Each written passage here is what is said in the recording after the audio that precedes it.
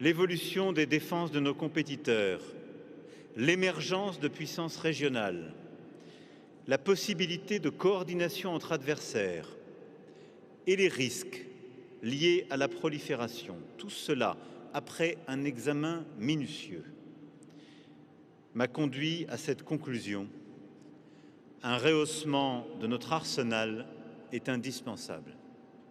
Pour faire de nos centres de recherche, j'ai ordonné d'augmenter le nombre de têtes nucléaires de notre arsenal. Pour couper court à toute spéculation, nous ne communiquerons plus sur les chiffres de notre arsenal nucléaire, contrairement à ce qui avait pu être le cas par le passé. Pour être libre donc, il faut être craint. Et pour être craint, il faut être puissant. Cette augmentation de notre arsenal en témoigne, dans laquelle la Russie s'est placée vis-à-vis de la Chine. La France assumera donc toujours seule, en intégrant à sa réflexion les intérêts de nos alliés, le franchissement délibéré du seuil nucléaire. La dissuasion avancée est une démarche progressive.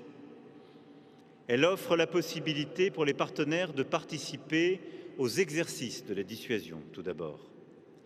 Cela pourra impliquer également du signalement, y compris au-delà de nos frontières strictes, ou la participation conventionnelle de forces alliées à nos activités nucléaires.